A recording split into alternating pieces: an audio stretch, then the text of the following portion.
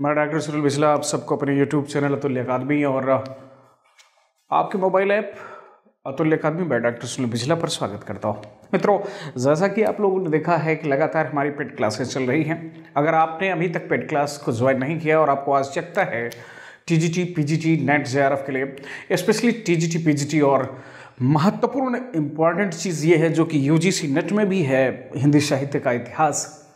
तो हिंदी साहित्य के इतिहास या यूजीसी नेट के समस्त पाठ्यक्रमों का जो क्लास है, जो कक्षाएं हैं, वो प्रारंभ हो चुकी हैं। उन कक्षाओं के बाद नई बैच आ रही है टीजीटी, पीजीटी की। तो जितने भी अभ्यर्थी टीजीटी, पीजीटी को पढ़ना चाहते हैं और पूरा ऑफलाइन जैसा महसूस करना चाहते हैं और अपनी तैयारी को बरकरार रखना चाहते हैं, निसंदेह वो अभी गूगल प्ले स्टोर में जाएं।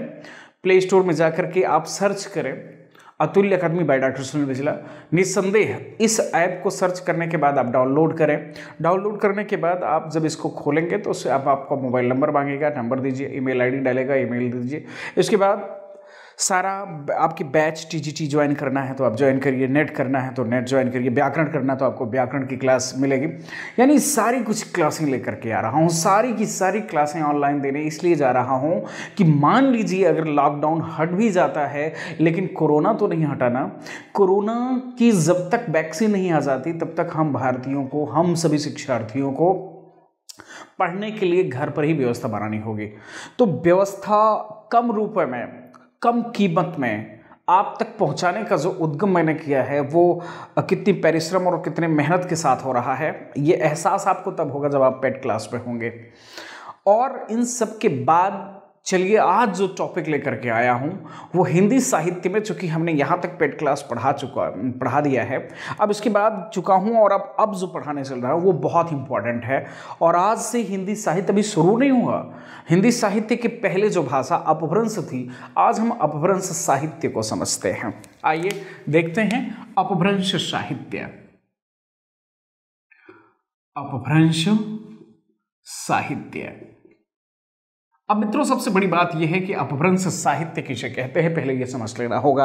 अपभ्रंश साहित्य का अगर स्वरूप हम देखें तो तीन प्रकार से कह सकते हैं। एक को हम कह सकते हैं पूर्व अपभ्रंश, और दूसरे को कह सकते हैं अपभ्रंश, और तीसरे को कह सकते हैं उत्तर अपभ्रंश।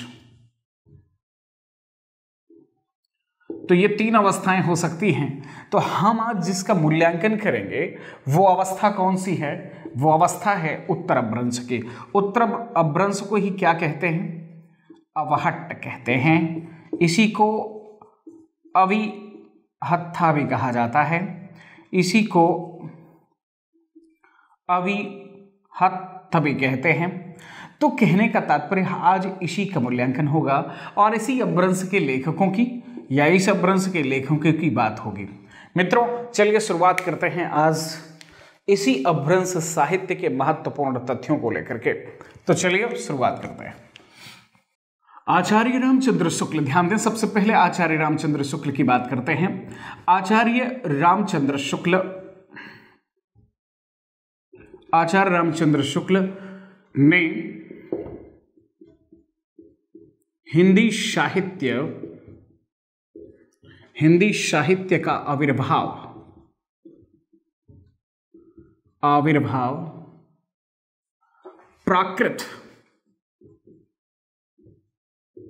प्राकृत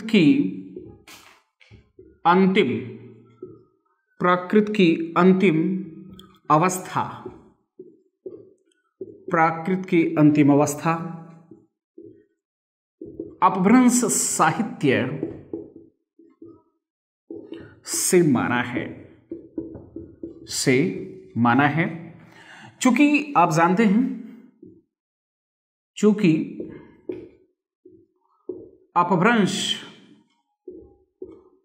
अपभ्रंश भाषा का समय 500 ईस्वी से 1000 ईस्वी तक ही स्वीकार किया जाता है। क्या किया जाता है? स्वीकार किया जाता है।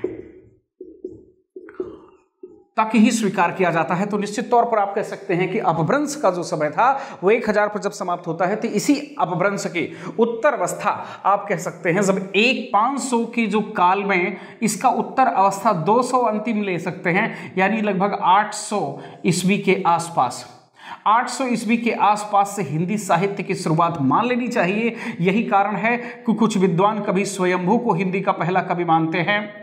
किसको मानते हैं? स्वयंभू को मानते हैं, कुछ कवि सरहपा को मानते हैं। मित्रों, इन सब के पहले अगर हम किसी शासनकाल की बात कर लें कि किसके शासनकाल से वास्तव में हिंदी की शुरुआत हुई, तो शासनकाल किसका था तो जानते ही होंगे आप लोग। हिंदुओं के उस समय हिंदुओं के राजाओं में हर्षवर्धन जी बहुत महत्वपूर्ण स्थान रखते हैं। हर्षवर्धन के शासन काल के समाप्ति के साथ ही हिंदी का उदय हुआ। जैसे ही हर्षवर्धन काल समाप्त होता है, हिंदी साहित्य अपने विकास की तरफ कदम बढ़ा लेती है। मित्रों, निसंदेह कह सकते हैं कि 8वीं एवं 9वीं शताब्दी से हिंदी साहित्य के लेखनी की शुरुआत हो जाती है, यानी अपभ्रंश अब करवट बदलने लगा था। अपभ्रंश जैसे ही करवट बदलने लगा तो खड़ी हिंदी, यानी हिंदी में अब का साहित्यकार, इस समय का जो साहित्यकार था, वो लिखना शुरू कर दिया। जब उसने लिखना शुरू कर दिया तो सबसे बड़ी बात यह थी, क्या अचानक एक दिन की हिंदी या अपभ्रंश लिख देने से हिंदी साहित्य की शुरुआत तो हुई नहीं होगी। परिपाटी शुरू से 8वीं 9वीं शताब्दी से शुरू होती है और 10वीं शताब्दी तक आते आते हिंदी खड़ी बोली अपना स्वरूप धारण करने लगती है। मित्रों, बताऊंगा इसके आगे अगर हम थोड़ा सा जरा देखें तो आप देख सकते हैं किसके शासनकाल से, अगर ये पूछ ले हिंदी साहित्य में किसके शासनकाल से हिंदी साहित्य की शुरुआत हुई, तो जी हाँ, हर्षवर्धन के काल से हिंदी साहित्य की शुरुआत हुई थी। अगर कभी पूछ ले कि हिंदी की वास्तविक शुरुआत कहाँ से हुई, तो लगभग विद्वान 8वीं शताब्दी मानते हैं, और वास्तव में जबकि इसकी परिपक्व और श्रेष्ठ शुरुआत 10वीं शताब्दी के आसपास होता है। जी हाँ, शुक्ल जी के अनुसार जरा देखें कि अपभ्रंश की कैसे, अगर हम बात कर लें, शुक्ल जी का मतलब यहाँ आप केवल रामचंद्र शुक्ल से समझेंगे। शुक्ल जी के अनुसार अपभ्रंश नाम का सर्वप्रथम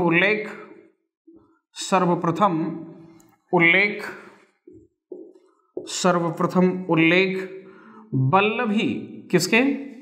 वल्लभी के राजा धारसेन द्वितीय ये मिलते हैं। धारसेन द्वितीय वल्लभी के राजा थे, जो कि आपके गुजरात में पड़ता है।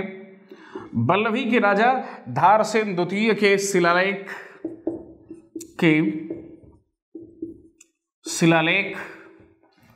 में मिलता है। यानी आचार्य रामचंद्र शुक्ल ने कहा कि अगर अब हम अपभ्रंश की बात कर लें, वैसे संस्कृत साहित्य में अपभ्रंश का सबसे पहला प्रयोग हमको कहाँ मिलता है, ये हम आपको बता दिए हैं, लेकिन फिर भी आप समझिए लिखित तौर पर अपभ्रंश शब्द का सबसे पहला प्रयोग हमें कहाँ मिलता है, वो संस्कृत साहित्य में पतंजलि के यहाँ मिल जाता है। लेकिन अगर वास्तव में संपूर्ण साहित्यकार की बात छोड़ दें, अगर ये देखें कि भारत की पृष्ठभूमि में सबसे पहले अपभ्रंश शब्द का प्रयोग किसने किया था, तो निसंदेह आप कह सकते हैं कि वल्लभी गुजरात के जो महाराजा थे धारसेन द्वितीय, इन्होंने अपने शिलालेख में अपभ्रंश शब्द का सबसे पहले प्रयोग किया था। मित्रों, इन्होंने लिखा था, धारसेन द्वितीय ने अपने शिलालेख में लिखा था कि मेरे पिता संस्कृत, प्राकृत और अपभ्रंश तीनों भाषाओं के श्रेष्ठ जानकार थे। इसकी घोषणा किसने किया था? धारसेन द्वितीय ने अपने शिलालेख में किया था। जब इन्होंने अपने शिलालेख, यानी हम कह सकते हैं कि इस धारसेन द्वितीय का जो समय है वो लगभग 8वीं और 10वीं शताब्दी के मध्य में पाया जाता है, और उन्होंने अपभ्रंश शब्द का सर्वप्रथम उपयोग भी किया था। तो निसंदेह हम कह सकते हैं कि अपभ्रंश साहित्य अब तक अपने चरम पर रहा होगा, और इसीलिए यहाँ अपभ्रंश भाषा या साहित्य की बातें हो रही थी।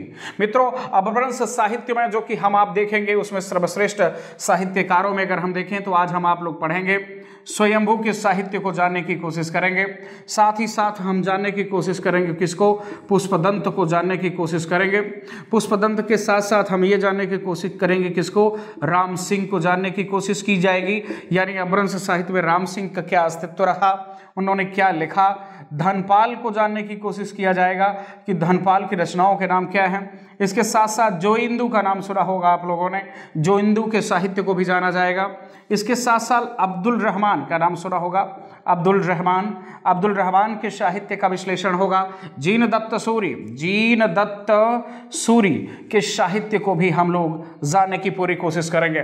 तो ये अपभ्रंश के महत्वपूर्ण कुछ ऐसे साहित्यकार हैं जिनसे संबंधित प्रश्न अवश्य किसी न किसी ढंग से पूछा जा सकता है। जैसे कि स्वयंभू पर आधारित बहुत सारे प्रश्न आपके दिमाग में और परीक्षाओं में, विभिन्न परीक्षाओं में पूछे जाते हैं, तो पुष्पदंत भी उनसे कुछ तनिक भी पीछे नहीं हैं। ऐसे हम कुल मिलाजुला के 7 महत्वपूर्ण कवियों व उनकी रचनाओं को जानने की कोशिश करेंगे। तो चलिए अपभ्रंश के प्रथम कवि स्वयंभू को जानने की कोशिश करते हैं और हेडिंग डालिएगा पहली क्या कि स्वयंभू।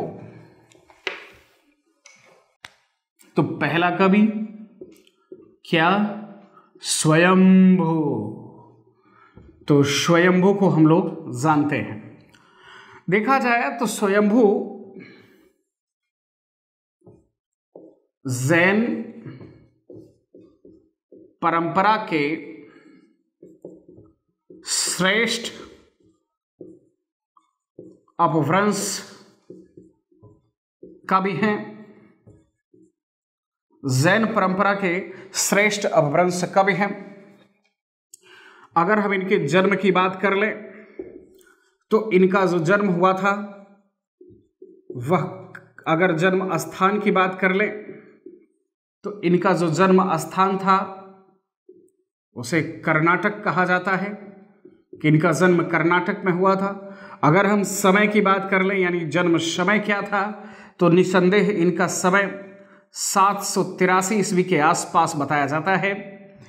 और इनको वास्तव में कई उपाधियां मिली थी, इन्हें अपभ्रंश का वाल्मीकि कहा जाता है। क्या कहा जाता है? वाल्मीकि कहा जाता है। तो अपभ्रंश का वाल्मीकि के साथ साथ मित्रों, यद्यपि हम देखें तो भोला शंकर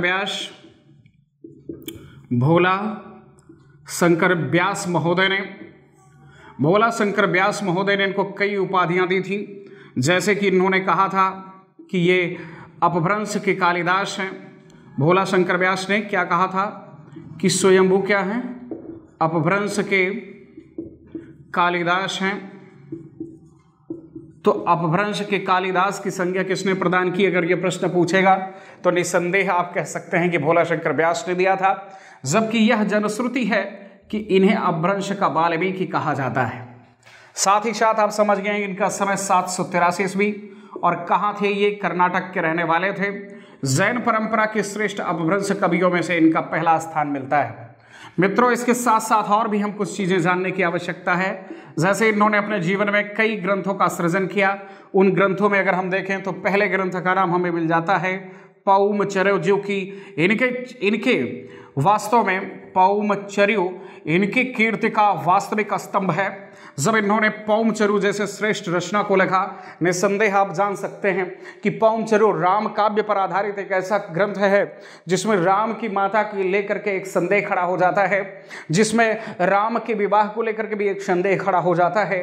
परंतु यह भी तनिक सच भी कहा जा सकता है कि इन्होंने राम साहित्य जो लिखा है, राम के जीवन पर जो साहित्य लिखा है, वो निसंदेह जैन परंपरा के आवरण में लिखा है। उन्होंने राम काव्य को इसलिए नहीं लिखा कि हिंदू धर्म या सनातन धर्म के राम की बात किया जाए। यहाँ राम ऐसे हैं जो कि जैन धर्म परंपरा के आधार पर अपने विकास राम की कथा को यहाँ पर पूरी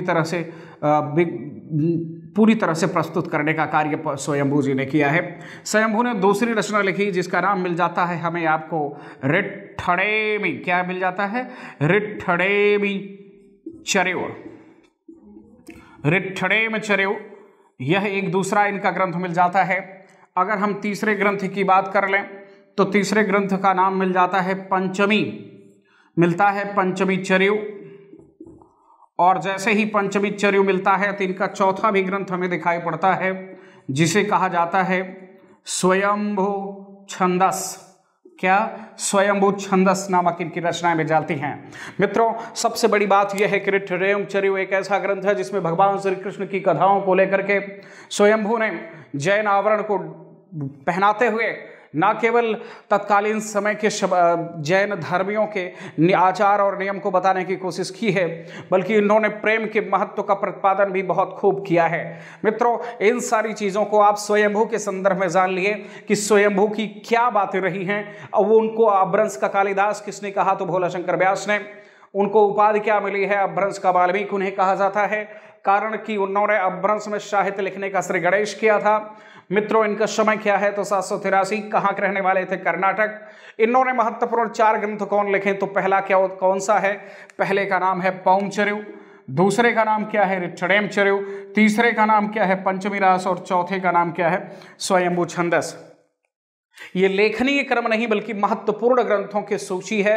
महत्वपूर्ण पहले स्थान पे पौंचर्यु, दूसरे स्थान पे ये, और तीसरे या चौथे पे ये रहा। मित्रों, हेडिंग डालिएगा। पहले हम बताने की कोशिश करेंगे कि पौंचर्यु में क्या है और पौंचर्यु को किस प्रकार से हम आप और बेहतर ढंग से समझ सकते हैं। चलिए मिटाते हैं और आगे बढ़ते हैं। नंबर 1 आइए देखते हैं क्या, पौंचर्यु। पौंचर्यु पौंचर्यु के संदर्भ में सबसे पहली बात हमारे जो सामने आती है वो यह है कि यह 5 कांडों में विभक्त अपूर्ण प्रबंध काव्य है। महत्वपूर्ण चीज, यह कितने कांडों में है, 5 कांडों में। यह कैसा ग्रंथ है, अपूर्ण ग्रंथ है। और इसकी जो शैली है वो क्या है, प्रबंधात्मक शैली है, प्रबंध काव्य। तो 3 प्रश्न यहां मिलेंगे। और देखें, और आपसे पूछ सकता है, दूसरी बात हम बता दे रहे हैं, इस प्रबंध, ध्यान दें, इस प्रबंध काव्य को पूर्ण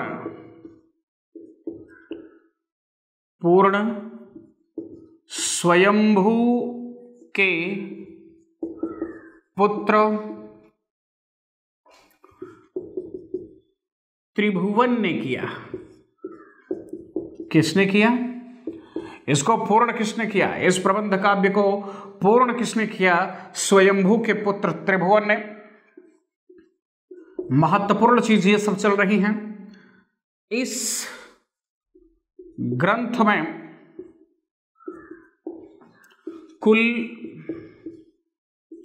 90 संधियां मिलती हैं। संधियां मिलती हैं, संधियों का मतलब यहां सर्ग से आप कर सकते हैं, क्योंकि ये प्रबंध काव्य था, या आप इसको भाग कह सकते हैं। संधियां मिलती हैं जिसमें स्वयंभू ने सिर्फ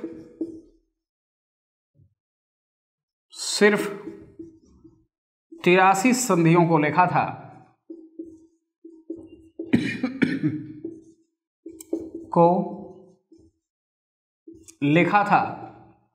शेष संधियां त्रिभुवन ने लिखी।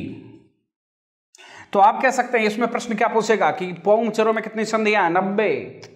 ये भी पूछ सकता है कि पौंचर्यु को स्वयंभू ने कितना लिखा, कितनी संधियों में लिखा था? 83। शेष 7 संधियों को किसने लिखा? उन्हीं के पुत्र त्रिभुवन ने। ये कुछ महत्वपूर्ण चीजें पूछी जा सकती हैं। और आइए देखिए कुछ महत्वपूर्ण चीजें यहां देख लेते हैं।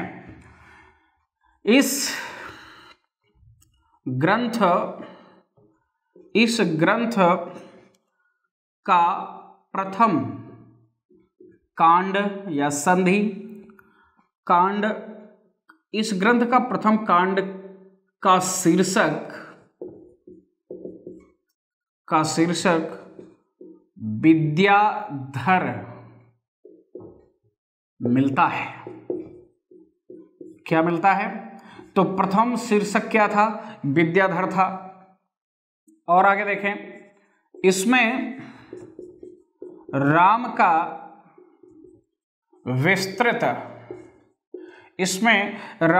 विस्तृत जीवन परिचय दिया गया है। या आप कह रह सकते हैं कि उनके राम के जीवन का विस्तृत वर्णन किया गया है।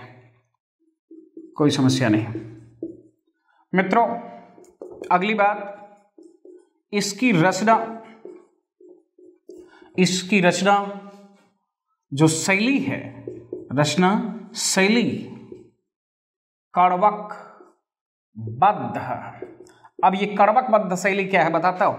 इसकी रचना शैली कड़वक बद्ध शैली है। अब कड़वक बद्ध शैली क्या है? कड़वक बद्ध शैली वह शैली होती है जो अपभ्रंश साहित्य में दोहा और चौपाई के संयुक्त रूप से लिखी जाती है। यानी अपभ्रंश साहित्य में चौपाई और दोहे के संयुक्त से बनने वाली जो पंक्तियां थी उन्हें कड़वक बद्ध पंक्ति कहा जाता था।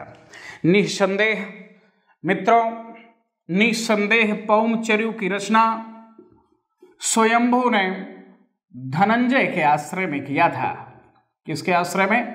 राजा धनंजय थे, राजा धनंजय के आश्रय में किया था।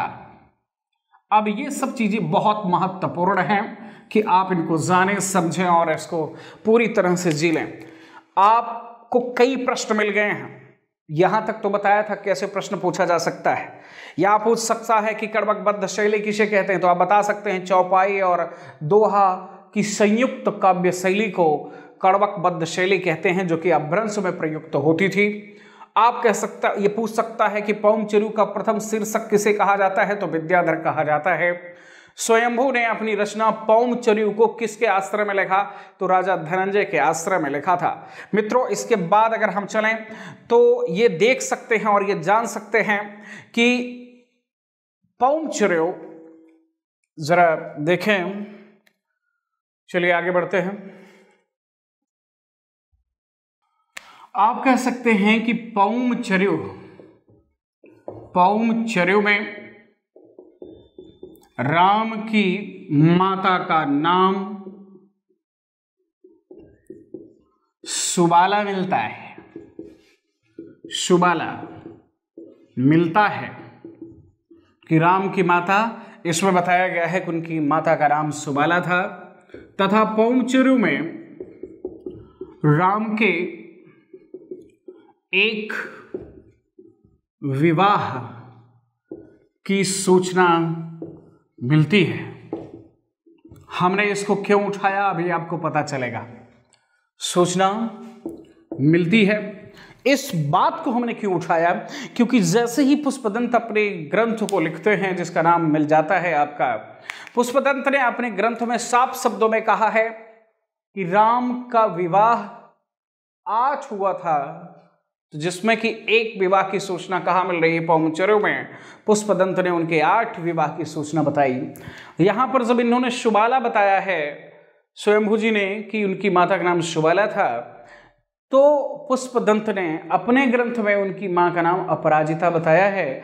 जबकि राम की माता का नाम कौशल्या भी मिलता है और कौशल्या ही माना जाता है, और उनके एक ही विवाह का हमें रूप मिलता है, क्योंकि उन्होंने एकल पत्नी धर्म, क्योंकि उस समय राजा कई पत्नी रखने के आदी थे और ये उस समय के समाज में प्रथा में प्रचलन में था। परंतु राम ने, चूंकि उनके पिता ही 3-3 4-4 शादी किए थे, उसमें दूसरे को क्या बताना, उस स्थिति में राम ने एकल पत्नी धर्म अपनाकर यह स्थापित किया था कि वो मर्यादा के पुरुषोत्तम हैं।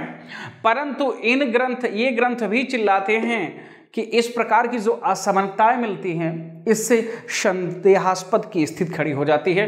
तो हमें ये बताना था, कभी पूछ सकता है कि राम की माता का नाम सुबाला किसने बताया, तो आप बता सकते हैं स्वयंभू ने। कहाँ बताया, तो आप बता सकते हैं पौमचर्यु में। राम के विवाह की सूचना कितनी मिलती है पौमचर्यु में, तो आप एक बता सकते हैं। मित्रों, इनके यानी स्वयंभू के एक दूसरे ग्रंथ का नाम हमें मिल जाता है, जिसे हम आप क्या कहते हैं, ऋट्ठडेम। क्या कहते हैं, ऋट्ठडेमी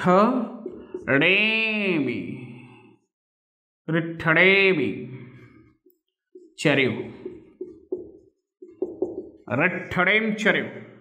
अब सवाल ये था कि ऋट्ठडेम चर्यु में क्या, जरा देखें, इसमें भी कण्वक बद्ध शैली का प्रयोग हुआ है। क्या हुआ है? कण्वक बद्ध शैली का प्रयोग हुआ है। इसमें भगवान श्री कृष्ण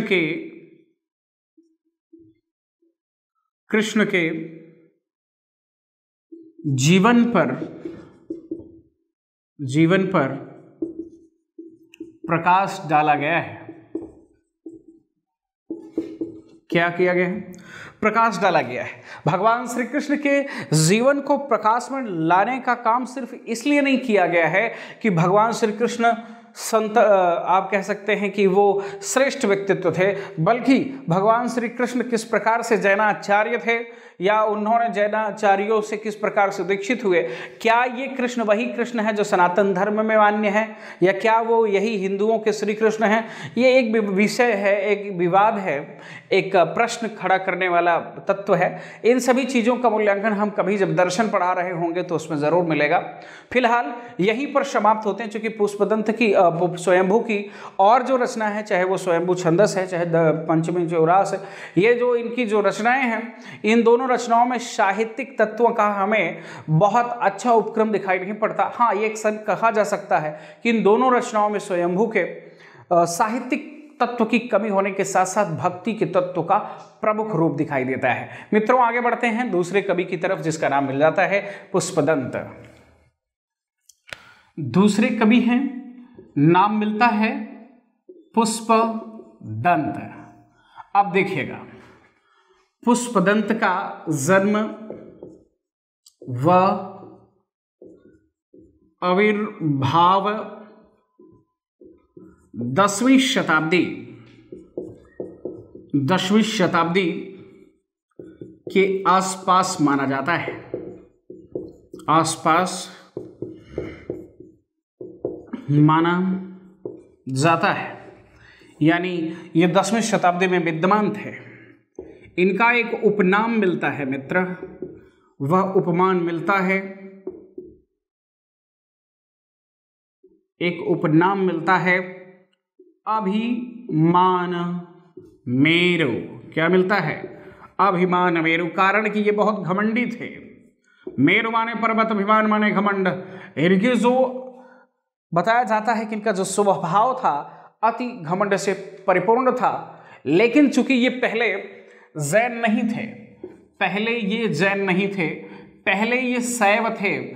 शैव का मतलब शंकर जी की पूजा करने वालों में से थे, परंतु अपने आश्रयदाता, ध्यान दीजिएगा, अपने आश्रय दाता के कहने पर इन्होंने जैन धर्म अपनाया। कौन सा धर्म अपनाया? जैन धर्म अपनाया।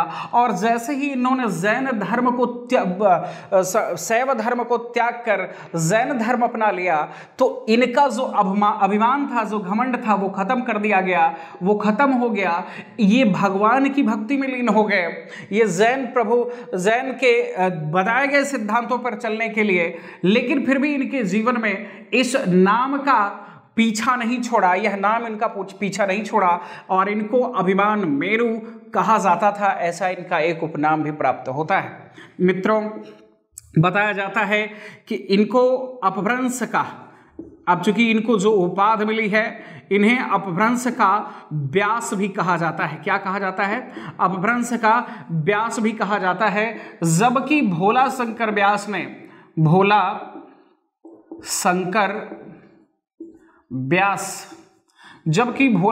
व्यास ने इन्हें, मतलब पुष्पदंत जी को, इन्हें माघ भारवी,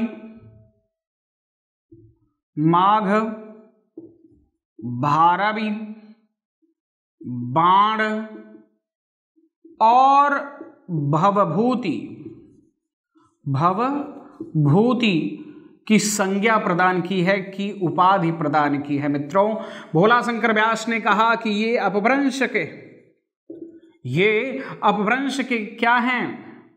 ये अपभ्रंश के माघ हैं, भारवी हैं, बाण हैं और भवभूति हैं। ये उपाधि किसने दी? यह भोला शंकर व्यास महोदय ने किया। अपभ्रंश का व्यास किसे कहा जाता है, यह प्रश्न पूछेगा तो आप क्या बोलेंगे? पुष्पदंत को कहा जाता है। पुष्पदंत ने अपने जीवन में कई ग्रंथों का निर्माण किया था। अब जैन धर्म की शिक्षा दीक्षा और उसके आचार और नियम को आगे बढ़ाने के लिए इस महानुभाव ने कई ग्रंथों का निर्माण किया, जिसमें से महत्वपूर्ण ग्रंथों की अगर हम बात कर लें तो 3 दिखाई पड़ते हैं। एक का नाम मिल जाता है महापुराण। क्या नाम मिल जाता है? महापुराण मिलता है। इनका दूसरा सर्वश्रेष्ठ ग्रंथ हमें जो दिखाई देता है ऋण कुमार चरिव मिलता है। क्या? ऋण कुमार चरिव।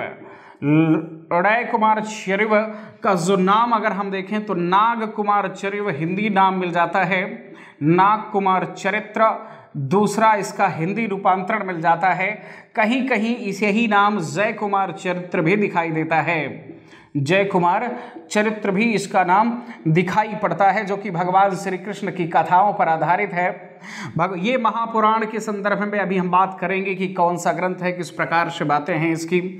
और इनका एक ग्रंथ मिलता है जसहर चर्यु पर। कौन सा मिलता है? जसहर चर्यु पर, जिसमें यशोधरा के जीवन को दिखाने की कोशिश किया गया है। यशोधरा के जीवन की कथा और व्यथा को बताने की कोशिश पुष्पदंत महोदय द्वारा किया गया है। मित्रों, ये 3 ग्रंथों को लिख करके पुष्पदंत ने तत्कालीन समाज की न केवल रूपरेखा को स्पष्ट करने की कोशिश की है, बल्कि इस साहित्यकार ने जैन धर्म के उस समय के तमाम तत्वों को भी तार तार या स्पष्ट करने की कोशिश किया है। मित्रों, आइए देखते हैं नंबर 1 पर महापुराण की क्या विशेषता है और महापुराण में क्या वर्णित है। इस चीज को हम अवश्य देख लेते हैं। तो आपके बीच में मैं फिर से बता देना चाहता हूं कि अगर आप बिल्कुल नए हमारे यहाँ आए हुए, अभी चैनल पर तुरंत आए हुए हैं, तो निस्संदेह प्ले स्टोर में जाइए और आप अतुल्य अकादमी बाय डॉक्टर सुनील बिजला नामक ऐप को सर्च करिए। और उस ऐप को सर्च करने के पश्चात आप निस्संदेह बहुत लाभ पाने वाले हैं, चूंकि यूजीसी नेट की क्लासेस लगातार जारी हैं। और आप सबको अभिनंदन करता हूं, आप सबको वंदन करता हूं और बहुत बहुत धन्यवाद देना चाहता हूं, क्योंकि आप सब ने जिस प्रकार का स्नेह दिया है और उसको पेड क्लास को जिस तरह से आप लोगों ने रिसीव किया है, प्राप्त किया है, जिस प्रकार से आप लोगों ने पढ़ना प्रारंभ किया है, आप सबको कोटि कोटि नमन और सत सत नमन मेरी तरफ से।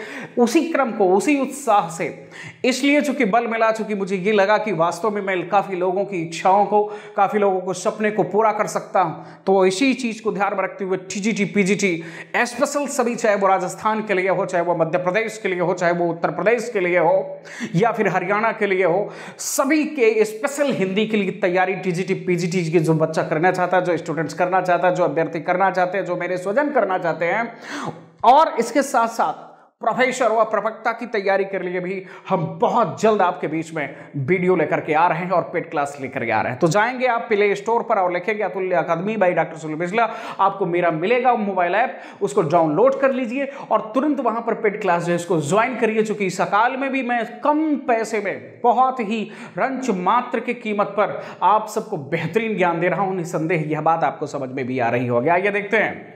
पुष्पदंत का एक ग्रंथ मिलता है, मैंने बताया था, जिसका नाम मिलता है, क्या मिलता है जरा देखें, जिसका नाम मिल जाता है महापुराण। क्या मिल जाता है? महापुराण मिल जाता है। महापुराण के संदर्भ में कुछ बातें कर ली जाएं तो बेहतर होंगी।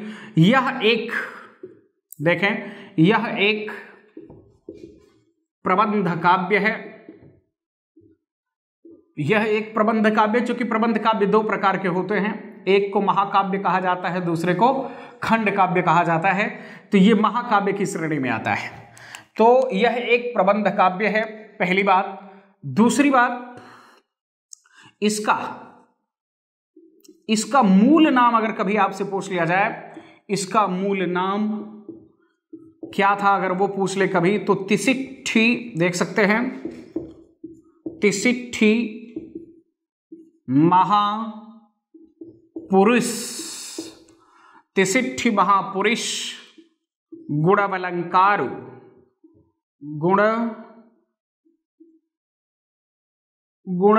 गुणलंकारु है।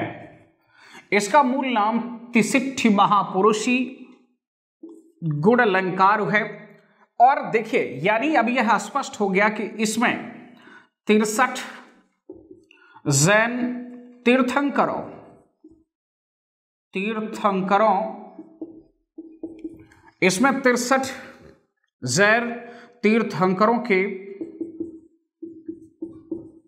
चरित्रों का आख्यान 20,000 पदों में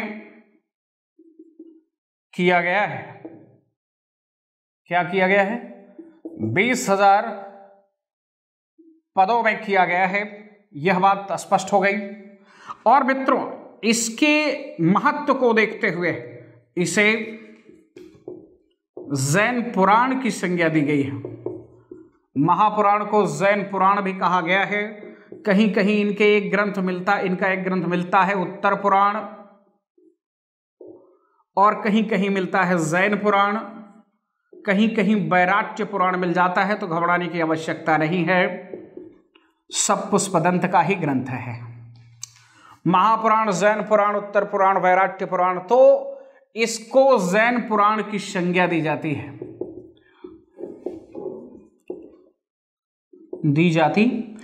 अब देखिए कितने प्रश्न बनेंगे।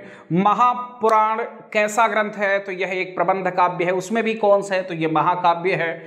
इसका मूल नाम क्या है? तो तिसिट्ठ महापुरुषी गुणलंकारु है।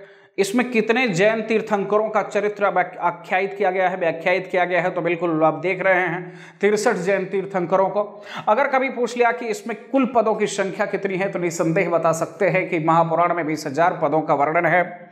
अगर आप देख लें तो ये भी पूछ लेता है कि किस जैनाचार्य के ग्रंथ को जैन पुराण की संख्या दी गई है, तो निश्चित तौर पर पुष्पदंत के ग्रंथ को कही गई है। किस ग्रंथ को कहा पूछ लिया तो महापुराण ग्रंथ को कहा गया है। मित्रों, ये कुछ महत्वपूर्ण चीजें पुष्पदंत के महापुराण से संबंधित थी। जरा इसके आगे बढ़े।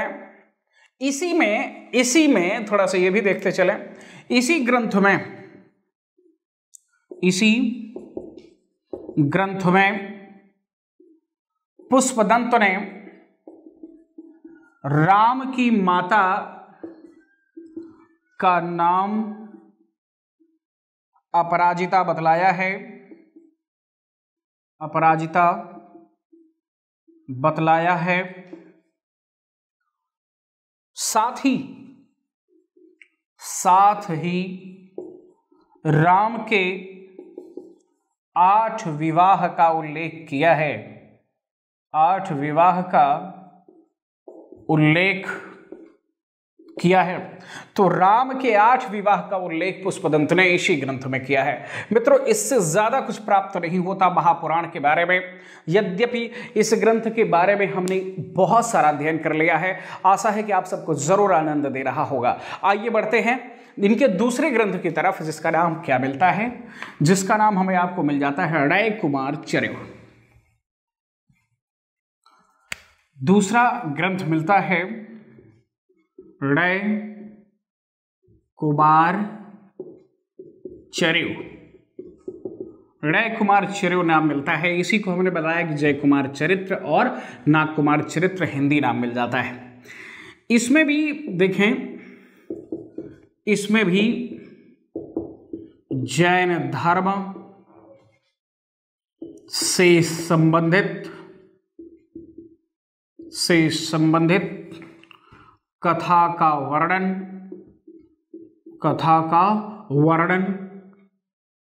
किया गया है।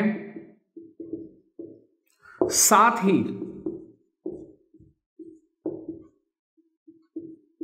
भगवान कृष्ण की कथा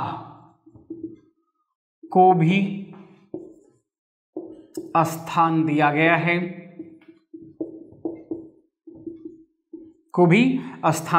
है। महत्वपूर्ण चीज, यह एक खंड काव्य है। क्या है? यह एक खंड काव्य है जी।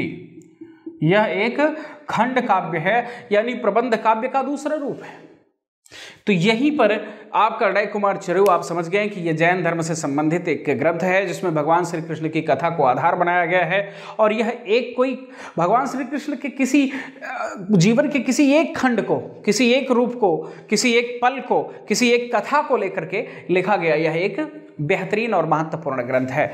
अगर हम जसहरचर्यु की बात कर ले, इनका तीसरा ग्रंथ मिलता है, इसी समय हम समझ लेते हैं। जसहरचर्यु, क्या जसहरचर्यु की बात कर ले तो जसहरचर्यु, इसमें भी बहुत महत्वपूर्ण तथ्य को उठाया है। इसमें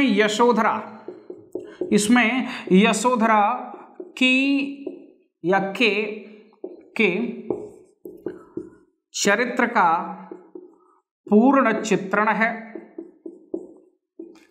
यानी यशोधरा की व्यवस्था, यशोधरा के ममत्व, इस यशोधरा के पत्नी होने के महत्वपूर्ण तथ्यों को बहुत ही विधिवत, और आप कह सकते हैं यह व्यक्ति इतनी कारुणिक दशा को, इतनी महतीय दशा को, इतनी शानदार दशा को यशोधरा जसहरचर्यु नामक रचना में यशोधरा के दुख से, करुणा से, वियोग से, व्यथा से बताने की कोशिश की है कि साहित्य लिखने का उपक्रम हिंदी में नहीं अपभ्रंश में भी श्रेष्ठ रहा है। यही कारण है कि हमारे हिंदी साहित्य में उन्हीं अपने पूर्ववर्ती समस्त साहित्यकारों से सीखकर हिंदी के जितने भी साहित्यकार हुए मजबूत बने।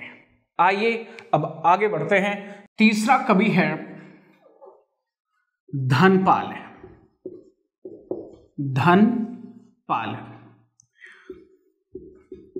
इनका आविर्भाव या इनका आविर्भाव 10वीं शताब्दी माना जाता है। शताब्दी माना जाता है। इनकी एक ही रचना मिलती है, इनकी एक ही रचना है जिसका नाम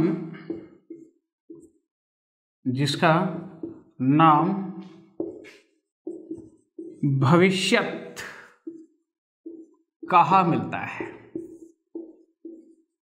भविष्यत कहा मिलता है, जबकि इसी ग्रंथ को इसे ही सूय पंचमी रास भी कहा जाता है।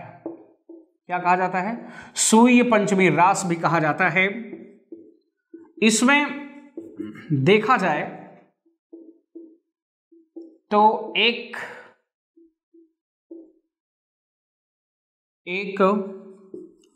व्यक्ति के संघर्ष की कथा वर्णित है, जो कि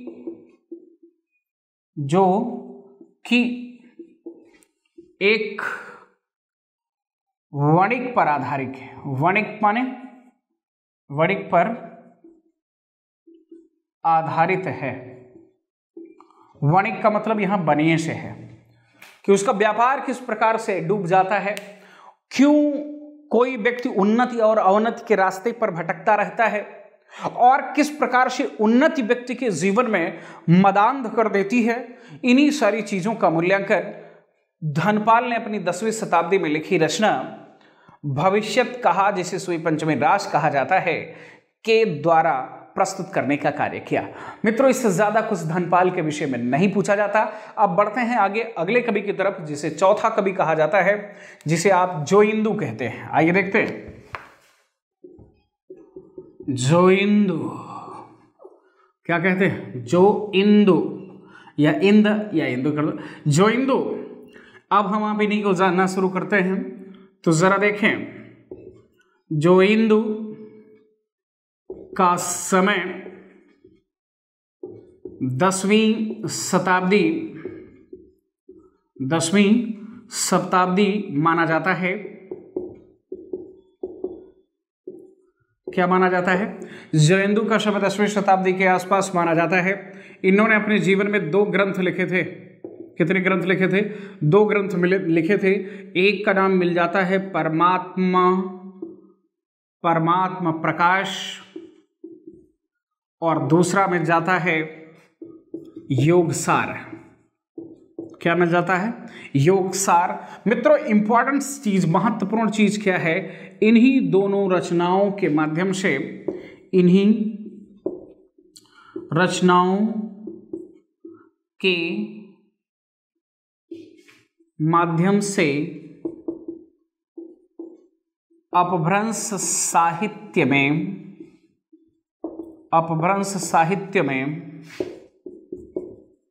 दोहे काव्य परंपरा की अविरल एवं अखंडित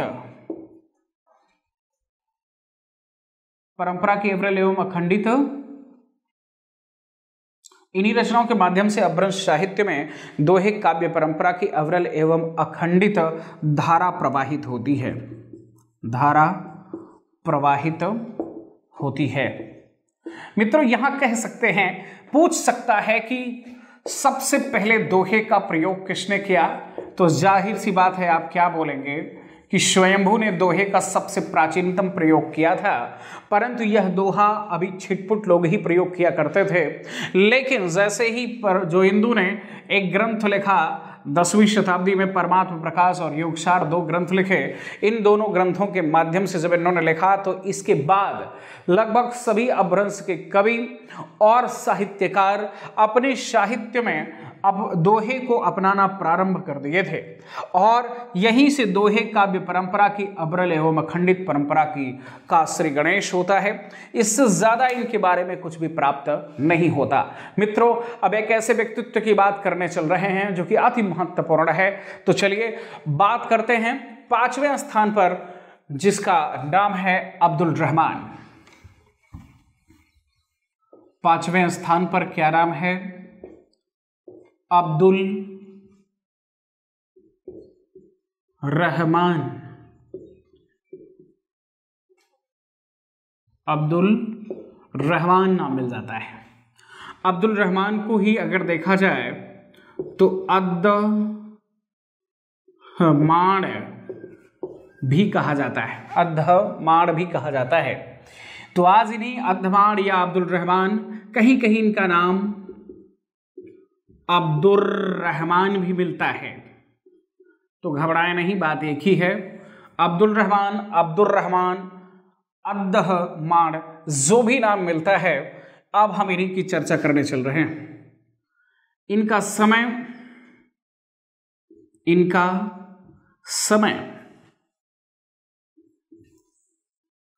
12वीं एवं 13वीं शताब्दी के मध्य माना जाता है। कहाँ माना जाता भैया? 12वीं एवं 13वीं की शताब्दी के मध्य माना जाता है। इनकी एक ही रचना मिलती है, एक ही इनकी रचना है, जिसका नाम क्या मिल जाता है? संदेश रासक मिल जाता है। संदेश रासक मिल जाता है। अगर हम इनके जन्म स्थान की बात कर लें कि इनका जन्म स्थान कहाँ था, तो आप कह सकते हैं कि ये इनका जन्म स्थान पश्चिमी दिशा में स्थित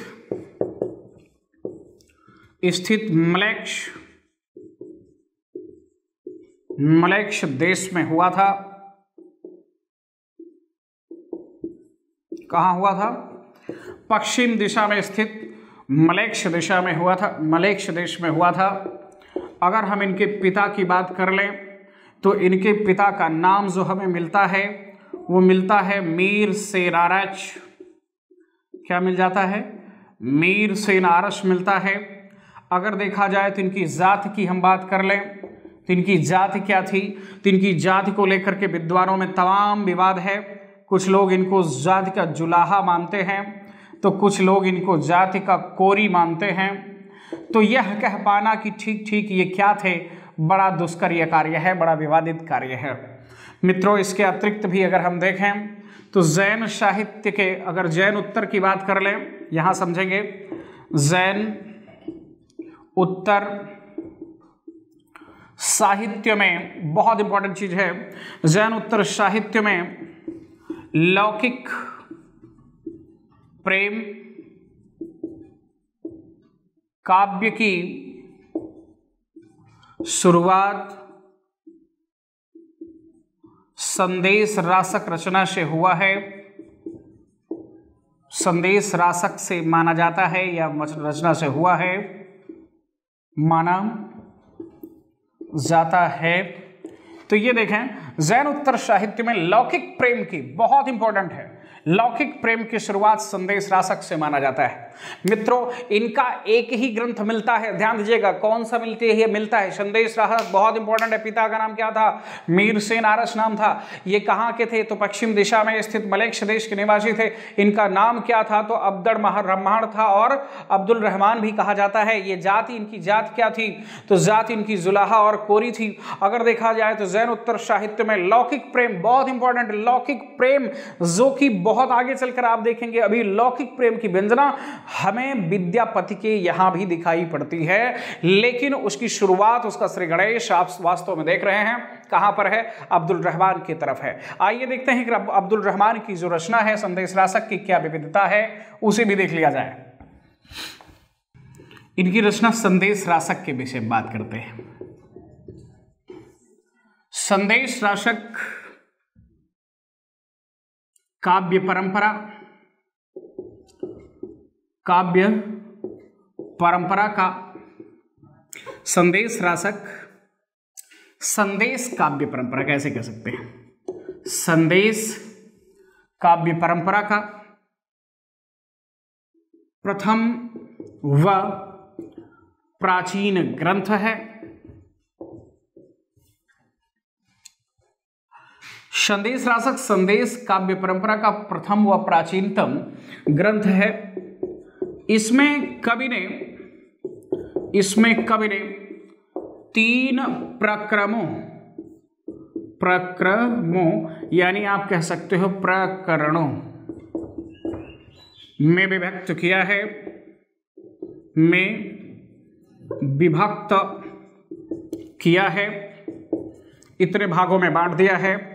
इसके साथ साथ देखें तो इस ग्रंथ में 223 छंदों का सुंदर खंड काव्य तैयार किया गया है। ध्यान दीजिएगा, खंड काव्य है। इसमें, इस ग्रंथ में 223 छंदों का प्रयोग करते हुए एक सुंदर खंड काव्य बनाया गया है। मित्रों, सबसे बड़ी बात यह है कि इस ग्रंथ में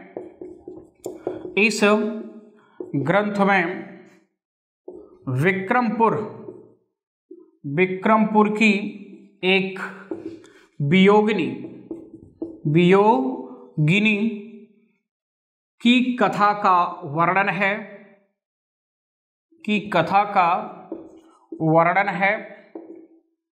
इतना ही नहीं, इस वियोग वर्णन में खड ऋतु परंपरा का पालन किया गया है। क्या किया गया है? पालन किया गया है। खड ऋतु परंपरा का, यानी कि 6 ऋतुओं में किसी वियोगिनी के शरीर पर किस प्रकार का प्रभाव पड़ता है, कोई वियोगिनी ऋतुओं के बदलने से किस प्रकार से वियोगिनी हो जाती है, इन सारी चीजों का वर्णन इसी पुस्तक में मिल जाता है। मित्रों, इतना ही नहीं, ये बहुत इंपॉर्टेंट चीज है, ये भारतीय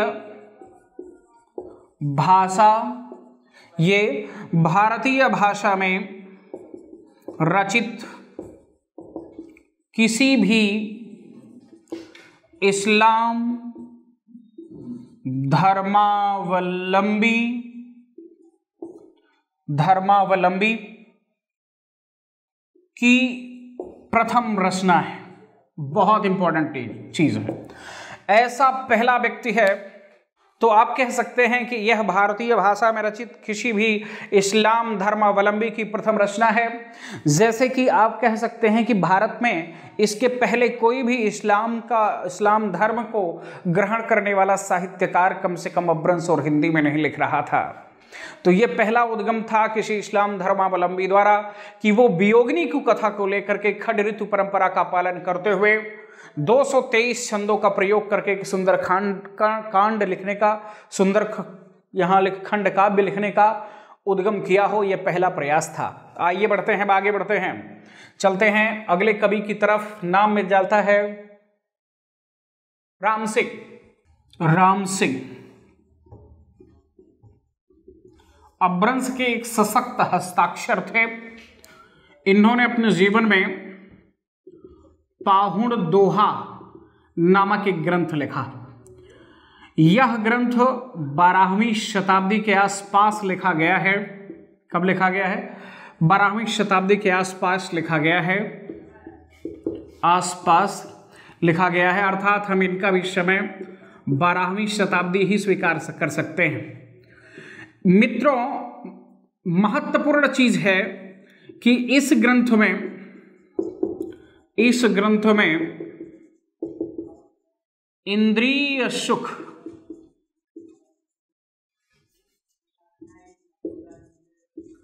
इंद्रिय सुख और सांसारिक सुखों की निंदा की गई है। साथ ही साथ मनुष्य के कल्याण के लिए ये विष और पाप के समान बताया गया कि मनुष्य जीवन में यद्यपि मुक्ति चाहता है, यद्यपि स्वर्ग पाना चाहता है, यद्यपि कल्याण करना चाहता है, तो उसे इंद्रिय सुख एवं सांसारिक सुखों से बचना चाहिए, क्योंकि ये विष पान के समान है। जो व्यक्ति इंद्रिय सुख और सांसारिक सुखों में अपने आप को लिप्त कर दिया, वह फिर अपना मूल्य खोता चला गया। इसी सारी चीजों का वर्णन राम सिंह ने अपनी रचना पाहुण दोहा में किया है। अब आइए बढ़ते हैं आगे। नाम है जिन दत्त सूरी। जिन दत्त सूरी, इनका समय या आविर्भाव 12वीं शताब्दी बताया जाता है। कब माना जाता है भैया? 12वीं शताब्दी माना जाता है। इनका एक ग्रंथ मिलता है जिसका नाम मिलता है उपदेश रसायन। अब जरा हम आपको बता दें, आगे चलकर आपको एक कवि मिलेंगे जिनका नाम मिल जाता है जीन धर्म सूरी, और ये हैं कौन? जीन दत्त सूरी। इनकी ग्रंथ का नाम मिलता है स्थूल भद्र रास। तो मित्रों, अब आप याद कैसे करोगे? तो मैंने एक उदाहरण, एक सूत्र बनाया, जरा सूत्र ले लेंगे तो कभी गड़बड़ नहीं होगा। जिन दे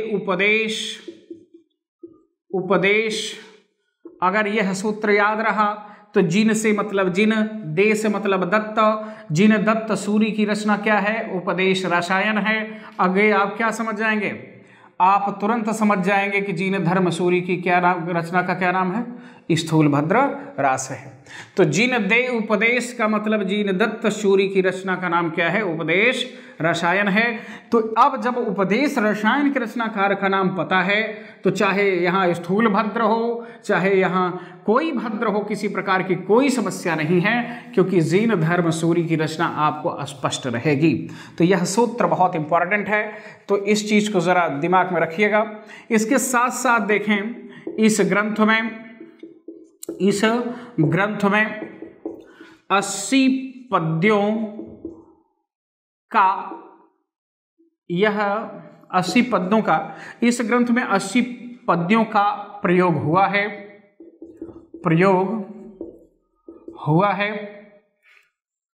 जिसमें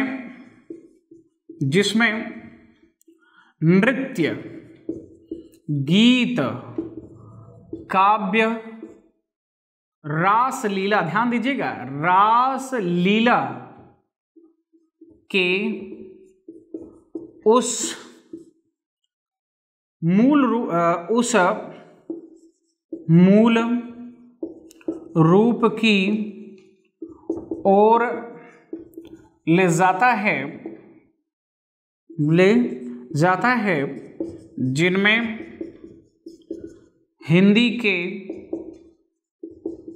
आदिकालीन रासो काव्य लिखे गए होंगे। मित्रों, आप कह सकते हैं जिसमें नृत्य काव्य की एक ऐसी शैली विकसित की गई है जिससे हम कह सकते हैं कि रासलीला के उस मूल रूप की ओर यह संकेत करता है जिसमें हिंदी के आदिकालीन रासो काव्य लिखे गए होंगे। स्पष्टतः कह सकते हैं, यहां जरा हम और देख लेते हैं। आप कह सकते हैं कि कृष्ण की रासलीला के नृत्य गीत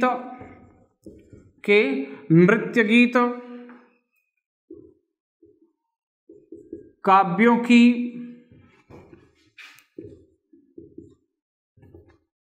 भक्तिकालीन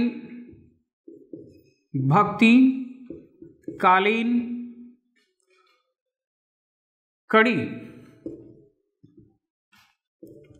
अपभ्रंश की इसी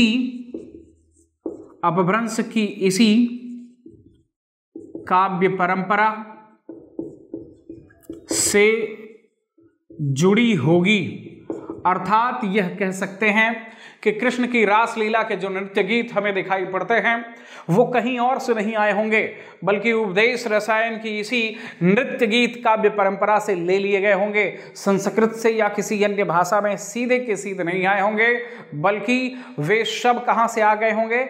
वे शब्द के शब्द इसी उपदेश रसायन की भक्तिकालीन, चाहे वह अपभ्रंश की बात, भक्तिकालीन कड़ी की बात करें या भगवान श्री कृष्ण की रासलीला की बात करें। मित्रों, नृत्य गीत काव्य या गीत काव्य की शुरुआत हम यहीं से स्वीकार कर सकते हैं। आपको अपभ्रंश साहित्य कैसे लगा? अपभ्रंश साहित्य में कुछ और भी आपको जानना जरूरी था या मुझे पढ़ाना आवश्यक था? निश्चित तौर पर आप अवश्य लिखिएगा। आप सबके कमेंट्स का बहुत बेसब्री से इंतजार होता है। मित्रों, अगर अभी भी आपने मेरा यूट्यूब चैनल के साथ साथ आपने प्ले स्टोर पर जाकर अगर अभी भी अतुल्य अकादमी बाय डॉक्टर सुनील बिजला को नहीं सर्च किया और नहीं डाउनलोड किया तो बिल्कुल जाकर डाउनलोड कर लीजिए, क्योंकि टीजीटी पीजीटी नेट जेआरएफ की बेहतरीन क्लास पेड क्लास लेकर के उपस्थित आप सबके बीच में हो चुका हूं। मिलते हैं पेड क्लास के साथ, तब तक के लिए आप सबका दिन शुभ हो, रात्रि मंगलमय हो। जय हिंद, जय हिंदी।